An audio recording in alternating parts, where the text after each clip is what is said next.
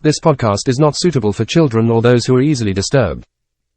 Spoiler warning for whatever is in the title of this episode. I was just reading a scary book. Oh my god, this is terrible. When did they get to killing the children? This is literature? A 2-year-old could have written this. We will be requiring a bedtime story. Oh, I don't like this book. This is going on forever. Oh, I just wanted to see kids fight to the death is all. Look at me! I'm enjoying reading!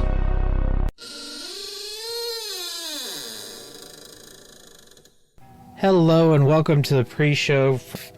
On hiatus for like 3-ish months, and yeah, for a minute. Hef and I have both had family drama going on, so I thought we'd just do a pre-show where and Daniel currently has some drama going on. A little bit. And my drama's still going on. It's been rough, so It is what it is. we took a little break, and like I say. we might take another break in a little bit, and I don't know, we'll be here when we're here. Play it by ear. But we thought we'd do a pre-show and just kind of catch everybody up on what's going on with our lives and why we've been off the air for a little bit. Hef? Oh, let me get a... Hold on. He had to take a drink for that one. And I'll probably won't put this episode behind a paywall.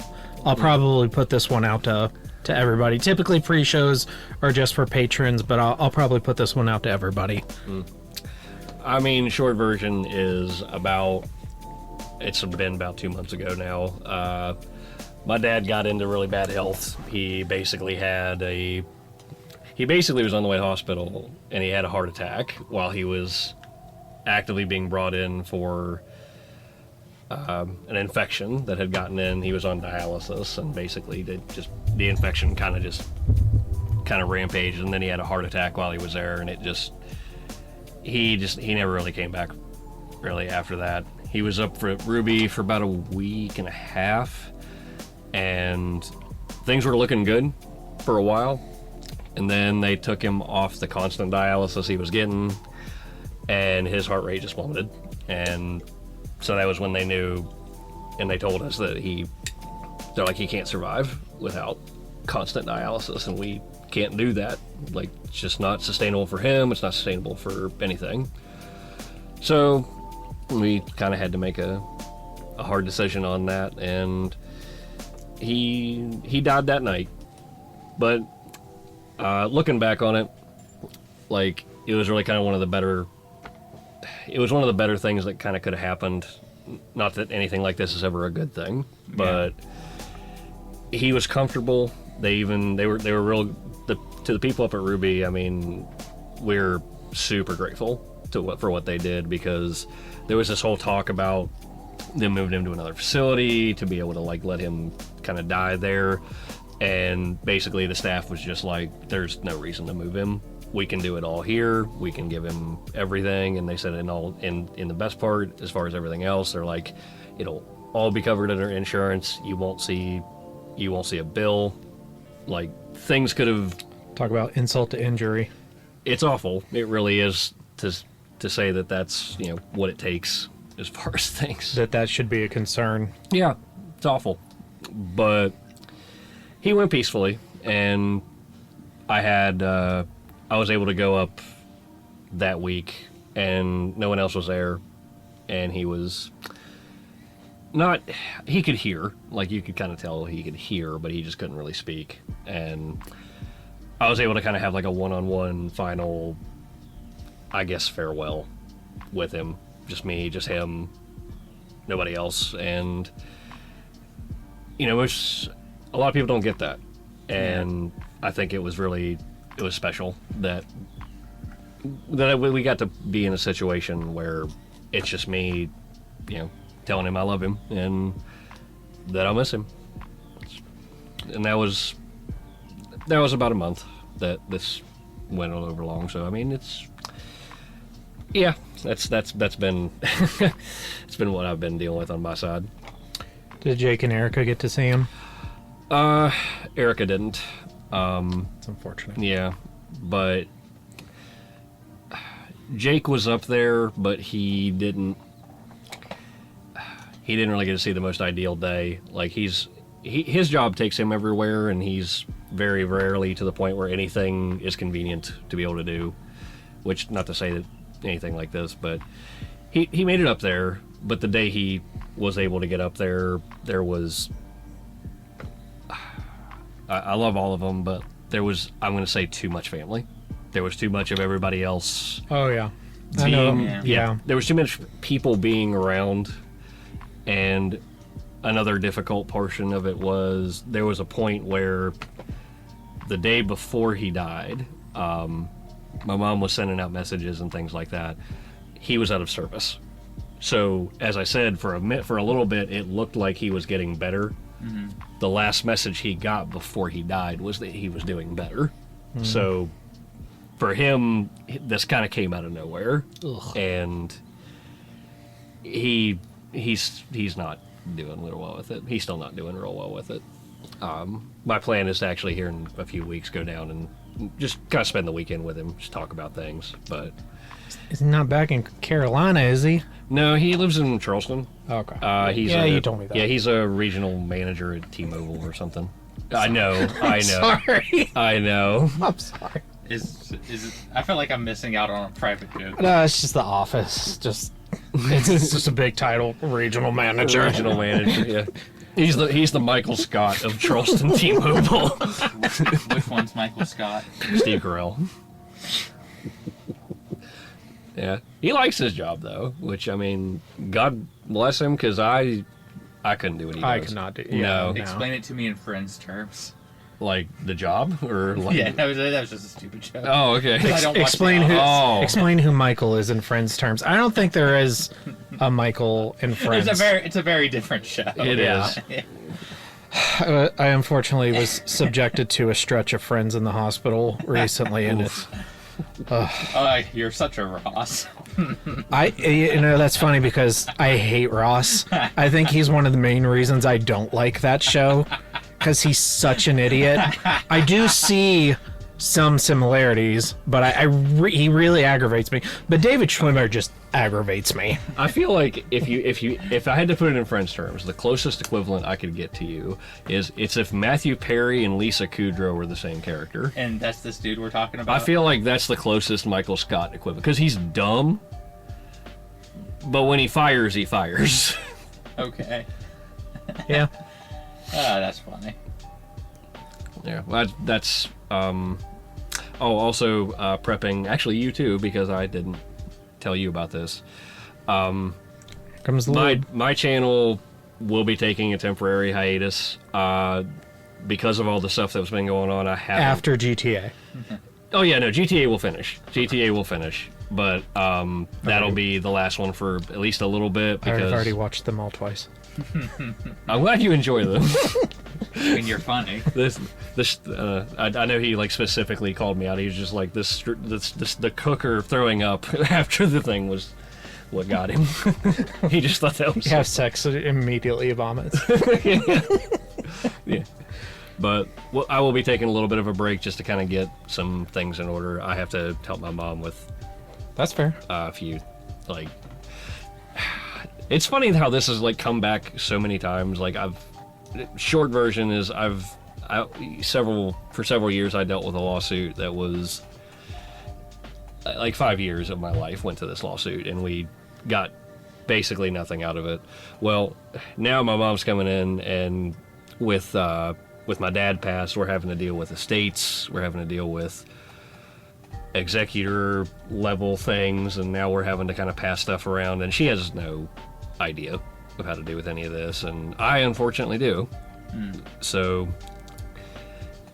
it's a process, and I just haven't really had the time to sit down. Oh, also I was blind for 2 weeks. I forgot about that. I have a very specific eye condition, and my contacts basically just fell out. Okay. And when my contacts fall out, I can't see. I feel like you might have told me you've worn contacts before, and every time I just forget about it. Well, mine are specific lenses that are like, I have I have a disease called keratoconus, which is basically Is that Lord of the Rings character? yeah, he's doesn't wear the ring though.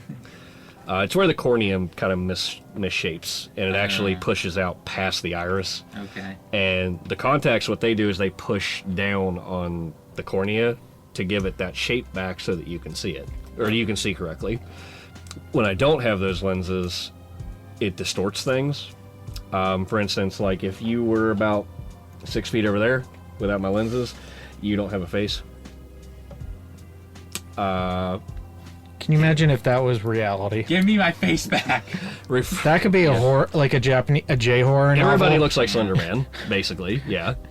What I see is reality, and it's other people's realities too. Yeah. The other thing was that I deal with is like refraction of light is very strange. Okay. The best example I can give you is, you know how you look in a car window sometimes, and if the sun's in the right place, you can see the reflection of yourself in the window? No, but I'll take your word for it. Okay, well, I can't. Okay. So, like, refraction of light is very strange. Alright. So, I'm learning stuff today. but stuff like that, it's basically, and dusk and dawn are basically blackouts for me, because the light that, like, I can... Yeah, every time she hits that stage, I black out. Yeah. But no, from, like, the hours of, like, I think it would usually be, like, 7... Usually from 7:30 to, like, 8:30, 9 o'clock, I'm basically, like, I have to have if I'm outside, I'd have to have help getting around, because I can't see. I'm gonna buy you a seeing eye dog. Well, yeah. But, Should just train one of the dogs he already has. yeah. But that was about 2 weeks that I was like that. Seeing eye pig. Seeing eye pig. Yeah. Yeah. Ooh. That's better. Good pig. But, yeah. Short version, hiatus, and also just life. I hope you guys got that reference. Or am I just raising my expectations? I don't remember. They are what it's great from. expectations. The episode of Raising Hope with the seeing eye pig. Oh, that's right. That's a great episode, too. Yeah. That's been a while. I miss Raising Hope. It's worth a rewatch. And My Name is Earl. Basically all of those shows that always get canceled. I need to watch that Earl show. He had a third show. I can't remember what it is. There's one joke in that show that I can always go back to, and it's not even really a good joke. It's the well, there's two. The first one is like the blind guy who plays the piano. Yeah. That guy always kills me. Yeah, because he's like... Yeah, he just looks... he just It's so, like, inappropriate. And I know this is a podcast and you guys can't see it, but it's just like Ray... Johnson. Yeah, Steven. No. Ray He's Charles. just like Ray Charles. Yeah, he's just like Ray Charles, but he's just like white and... I don't know. I can't even explain why. He's got this hilarious. he's got this maniacal grin on his face at all times, and he's just like he's clearly not there at all. I mean, I love all of them. The other one that gets me is like I think they have I can't remember if they have like termites or something in the house, or they have to have like something like they have all these tents and shit outside. Yeah, and they live in the yard. They're and they're in the yard, and like Bert's out there talking to like this very like Indian, I think, or some Middle Eastern gentleman, and he just like says something to him, and the guy just goes, ah! It's his neighbor. Yeah, and that's a recurring joke. That laugh fucking kills me. So there's tons of jokes that I go back to in Raising Hope because I've rewatched it like 3 or 4 times. We're a Raising Hope podcast now. Yeah. But there's 2 that slay me, and they're both Frank. And well, one's Frank and one's Frank and Jimmy, and they're in the same episode. It's where they realize that they have the same school bully, and they decide to fight the bully and kick his ass. And they get in like Frank's piece of shit gremlin, and it plays AC/DC Thunderbolts, and it's just they're just like. Yeah. It's super over the top. It's so funny. He spits on his window. And then they go to the house, and their bullies had a gender reassignment surgery. And then there's just this part where I forget, like Jimmy's upset, and Frank's like, "You need to read some Danielle Steele."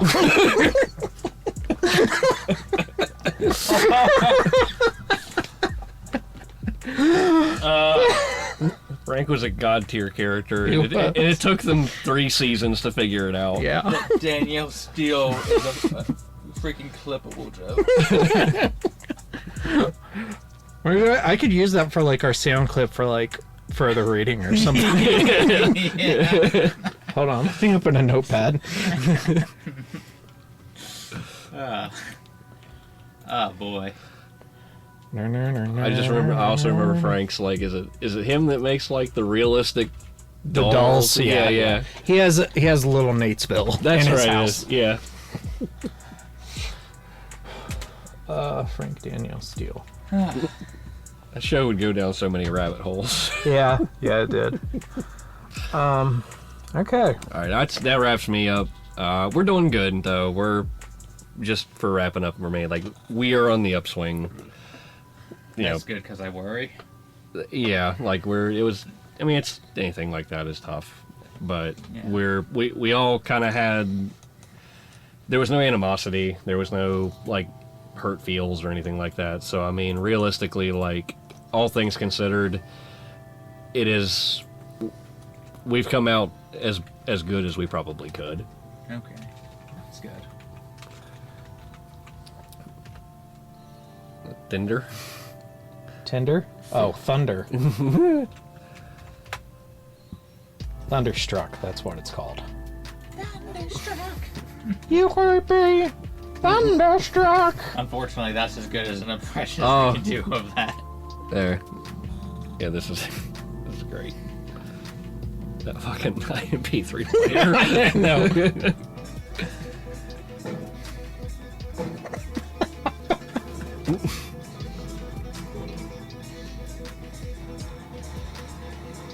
I freaking love these guys.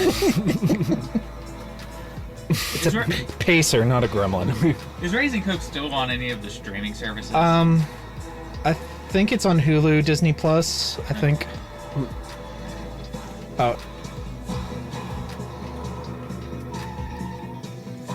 You guys remember yard sales? they still happen. Oh yeah, we still have a Beck drags me to many yard sales every year. we we have a fucking county-wide one in Buchanan. Like all Upshur County gets in an uproar about it. I've also never been to a flea market. I always wanted to do a flea market. There's a big one in Morgantown every Sunday morning. Oh, here it comes. I got free time there.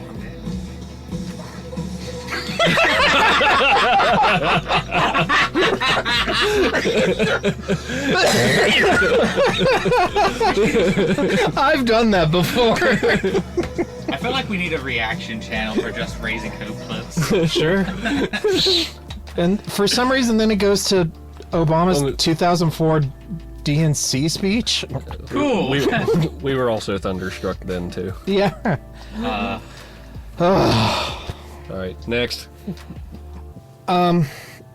So you all know that Drake has a lot of health issues, specifically with his immune system. And back in like January, beginning of February, he was having like really bad balance, and he was falling over himself, and just he couldn't keep himself up straight. And we took him to WVU hospital, and we did an MRI, and they're like, there's a lot of inflammation in his brain.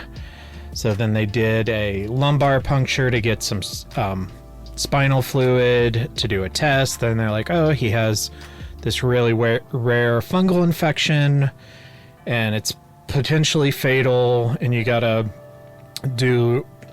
get you on this antifungal you have to take twice a day, and we'll do our best. And so 2 months go by, and we're giving him these meds and doing follow-ups, and he's not getting better, he's getting worse. And eventually his mom and I just kind of say, fuck it, and we take him to Cincinnati Children's in Ohio. That was about a month ago. He's still there. I think we're recording this May 15th. I think we either took him there on April 14th or April 24th, one of the two. But basically, he got so bad that he couldn't stay awake, and he wasn't eating, he wasn't drinking, he was getting dehydrated, he was losing a severe amount of weight. And it's like, okay, so we took him to like a more more like specialized children's hospital, and Cincinnati Children's a very world-renowned children's hospital, one of the best in the country. It's about 5 hours away from us, so it's pretty reasonable. Not that, I wouldn't drive a lot more if I had to. But we took him there, and they immediately his head's full of his head is full of fluid. That's why he can't stay awake, because it's putting pressure on his brain.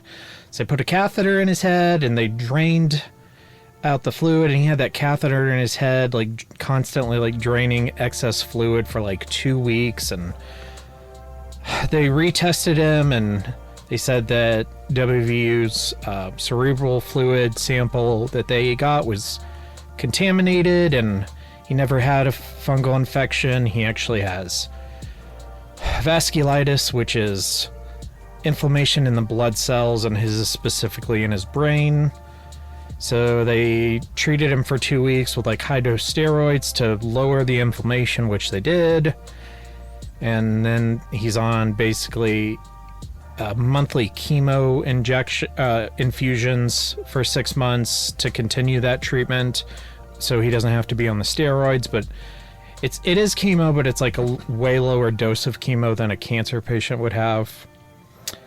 And then he was looking better, and we're okay, we're gonna keep him for 2 weeks of rehab and then send you home. But then he started aspirating, which means that the food and drink that he consumes was going into his lungs. That was last week. So they made him NPO, meaning you can't eat or drink anything. And they put a feeding tube up in his nose down to his stomach, and they have him on fluids through the IV. And actually the fluids go through that too. So he has that for another week before they think they can, and then they're going to check him to see if he's better with the aspirating. But he also has catatonia, which is basically just a psychological state where he's just completely lost his personality, where he's just not talking, not expressing himself at all. He just basically lies there and watches TV. We were there I was there last weekend, and they were going to put the feeding tube in, and they gave him what drug? They gave him a pain med for that. And then all of a sudden, within 15 minutes of him getting that pain med, he just started talking and babbling and being himself and being normal.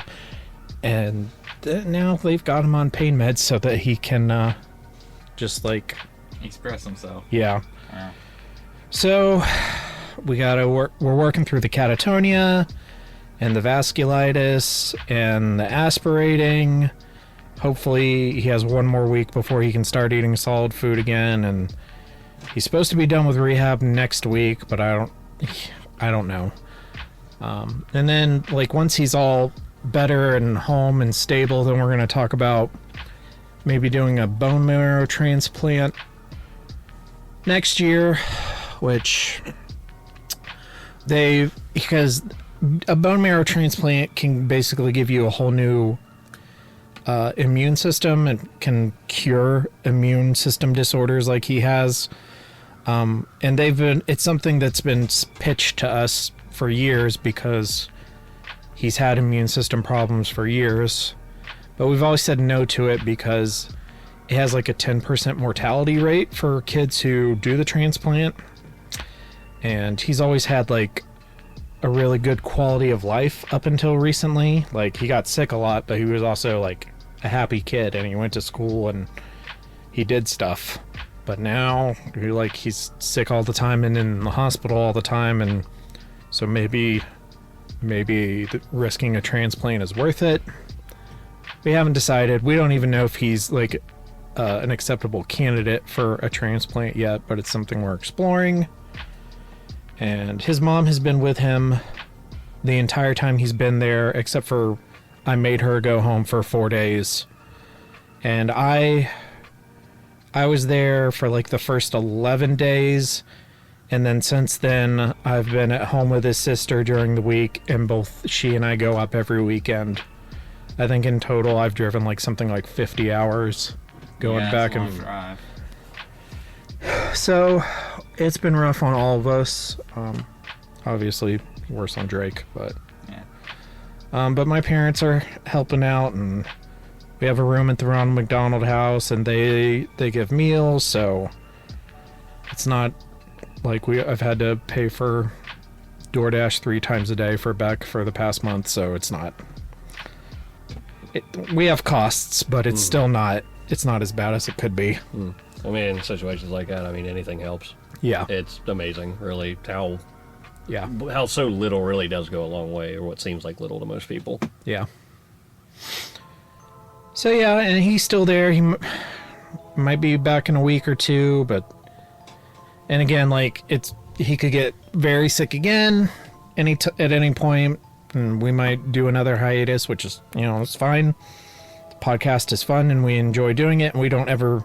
I mean, we don't have any plans to like stop, but if one Pace ourselves accordingly. yeah, if one of us has a higher priority, then that's what we're gonna do. And life's life. I mean, that stuff's all important. So Yeah, like actually important. yeah. So. It's also no fun to make content when, one of us is just not able. It is a vibe. It's a total. You want to immerse yourself in and have fun, but I mean, sometimes life's just not fun. Yeah, I have still been streaming, but streaming is very different because that's literally just me playing video games and talking to people. The only work it involves is turning on OBS and hitting start record. I think I might start streaming. You should. It seems a lot easier than the stuff that I currently do. There's as opposed to a podcast or produced videos, there's no compare. I mean, you have to do the thumbnails and the descriptions and the tags and all that, but but there's no editing. Yeah. If I had better internet, I would. Yeah, I'll just start streaming horror games. Do it. They're fun. It's fun. I'll watch. Yeah. I've been playing Doki Doki 2, so. There's a second one? Well, it's a game that's basically just Doki Doki Literature Club, but it has gameplay, so it's a little different. Oh, yeah. That's different. Yeah. There's gameplay? What? Yeah. In fact, there's actually a scene in the game where I feel like they're attacking Doki Doki Literature Club, and it's really funny. Your game would be amazing if it was a video game. Instead of a visual novel. I mean, some people like visual novels. Some people don't. It's not for everybody. Like, I love Higurashi, and I played that visual novel. I didn't know they had one. It started as a visual novel. Oh, okay. That makes sense. I can definitely see that. Yeah. Daniel, if you want to talk about your shit, you can, but you don't have to. I'll talk about everything. I don't care. These fuckers. I feel like there's a crap ton of context I need to put into place before I get to my most current situation. So I'll start with, I have I don't even know if you would call it hypochondria, because I don't think I'm sick all the time. But as soon as I feel slightly ill, my brain immediately goes to, this is AIDS, or this is cancer. Those are the only two options that exist in my brain. Last December, I got kind of sick. And I developed a growth, and I was like, that didn't used to be on my body.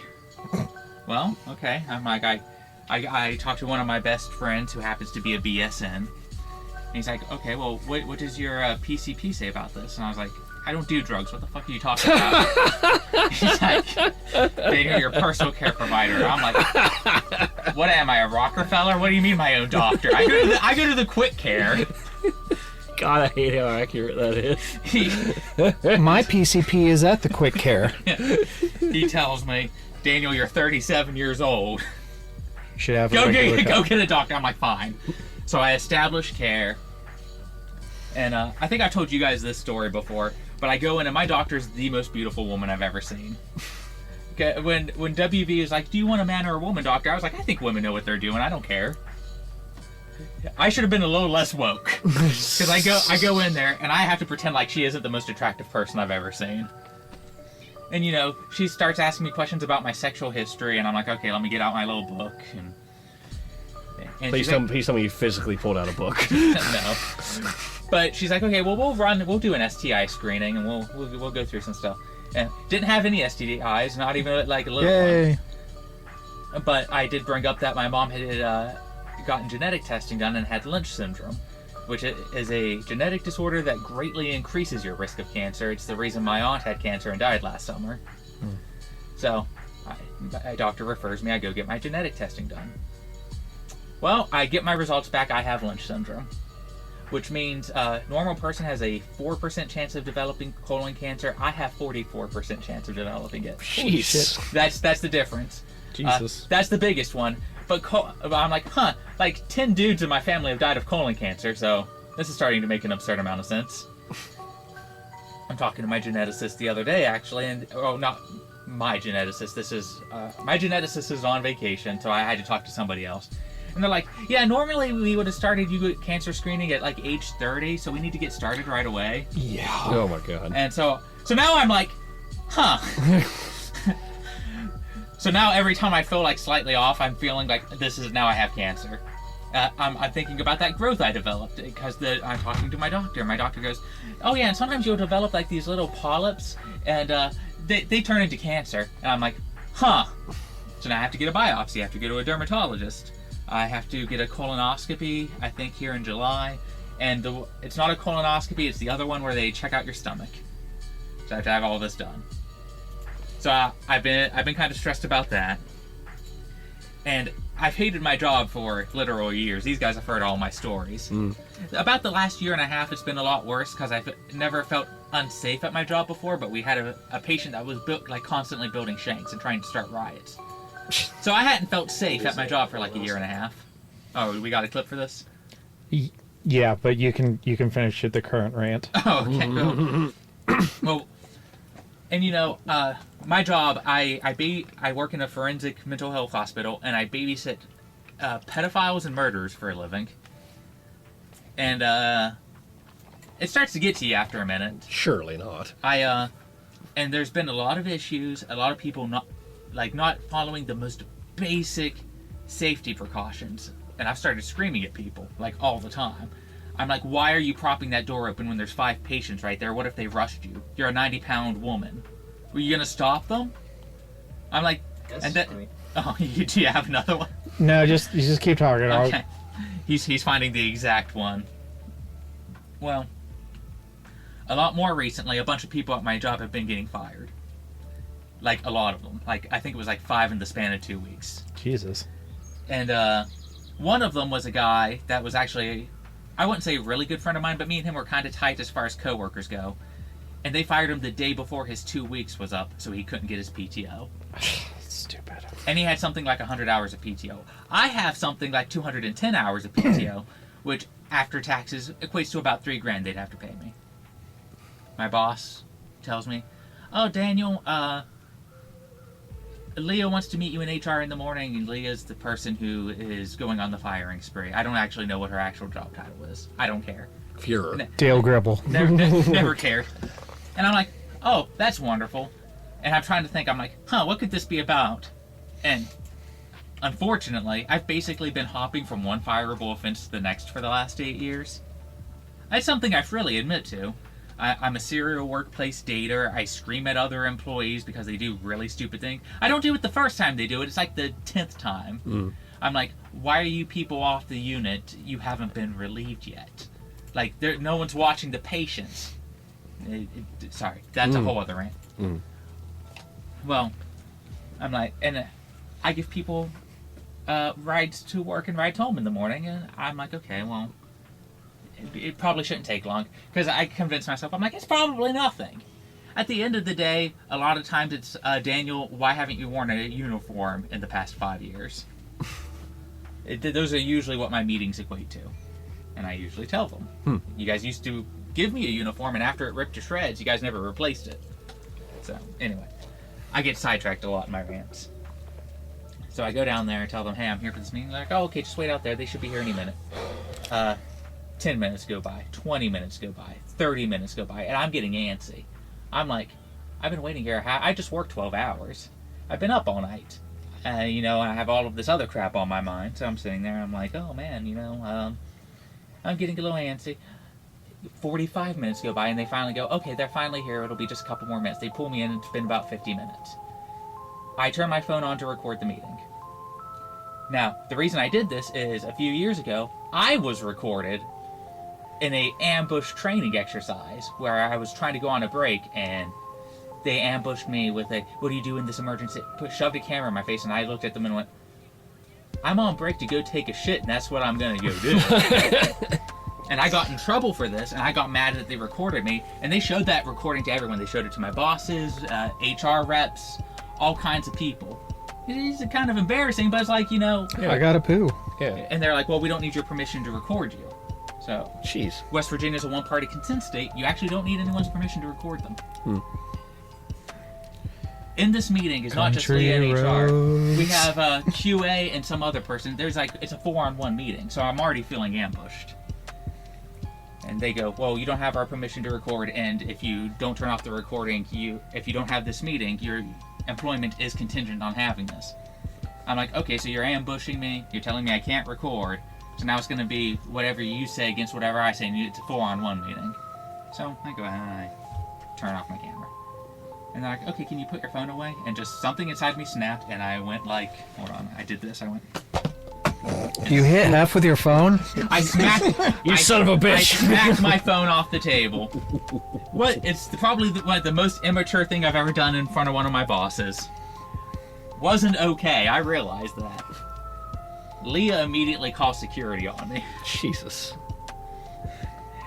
And I'm just like, oh, okay, I fucked up. Was my first thought. Like, it was an impulse thing. It's not like it doesn't make it okay, but... And I'm sitting there, and I'm like, you guys have kept me here for 50 freaking minutes. I just got off of a 12-hour shift. I'm tired. I have people to... Keep talking.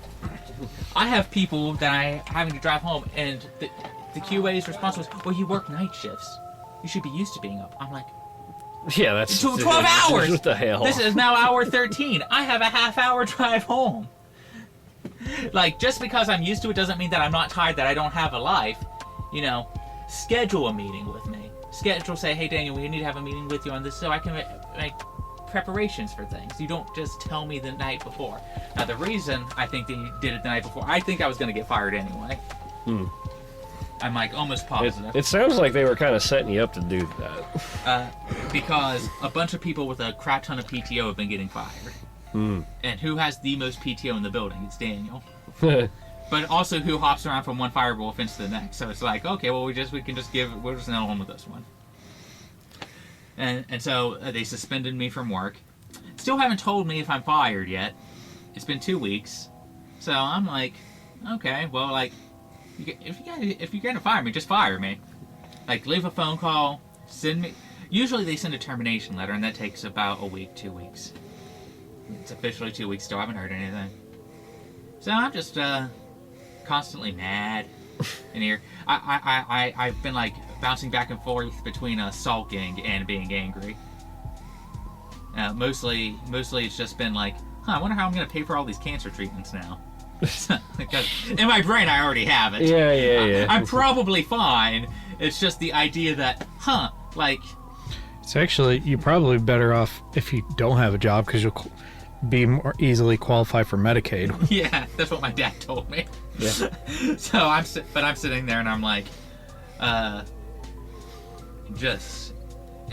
like I said, if my friend had not literally gotten fired, like I think it was 2 or 3 days before that, I probably wouldn't have even bothered to turn my phone on, because of course he told me one story and the hospital's telling a different story, and I didn't want there to be... That's all I wanted. I didn't want there to be any confusion. I'm like, if you guys accuse me of something that I didn't do, I want me denying it on camera. You know. Well, you're also like your thing's like a state level job thing, right? Like it's private. Oh, is it private? Yeah, they get grants through the state, but they're not controlled by this. But they're not a state hospital. Okay. The state basically pays them to take patients off of their hands. I mean, I don't know people, but I still maintain it sounds like they were just kind of setting you up for something.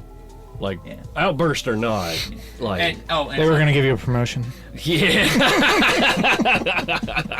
well, my suspension was for bullying, harassment, and threatening behavior. I'm like, okay, the phone thing was at one of those, at most.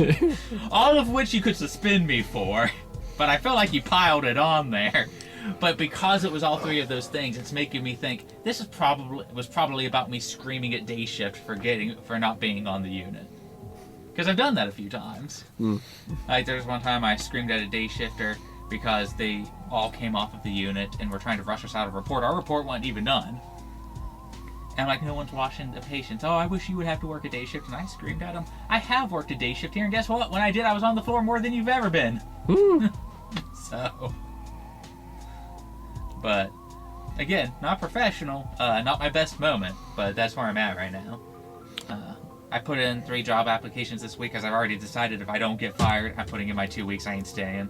I mean, Because yeah. the place has not been making me happy. I don't think that would be a good environment for you to stay in. Yeah. They've also, I mean, you told us constantly about how like picky they are about your like PTO when you can use it. That's another another thing. You need 6 weeks notice to request a day off.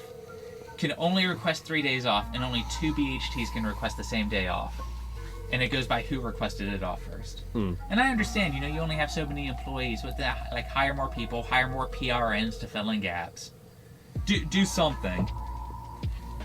But you can tell me you have a meeting next week, the week before, or you can tell me you have to stay over for a meeting with 4 higher ups to discuss your job the day before. And it irritated me. But I think you have a good reason for all your stuff. Yeah. Honestly, I think I have a good reason for my feelings. I don't think I have a good reason for my actions.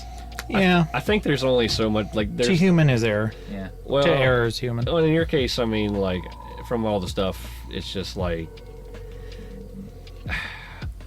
I'm not gonna say like aggression or anything like that, but I mean, you have a high stress job. Yeah. To say that you don't would be just non-factual. And as long as you've been doing it, and for as long as they have kind of put the brakes on you for any time off you want to take, like, yeah, that's gonna leave a little bit of tension there. So I mean, I know that they recently had 2 nurses quit because of they didn't give them the time off they requested. Yeah. Nurses, they can just get another job like that. Oh yeah, it's that's. That's pretty much it. I can't think of much else. The only context you need for this clip is the Latino gentleman is homosexual. Okay, I like homosexuals. Oh, hold on. I gotta unmute it because it's Instagram. Come on in. Close the door if you would.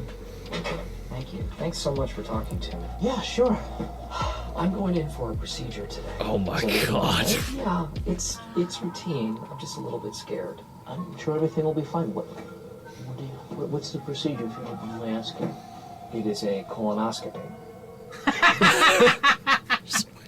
In your experience, what should I be expecting in terms of sensation or emotions?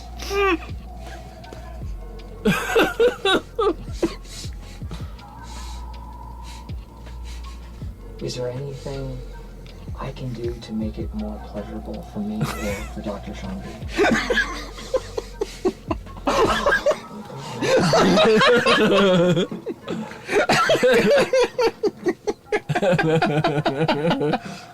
If they let me, I'm gonna send pictures of myself during the colonoscopy.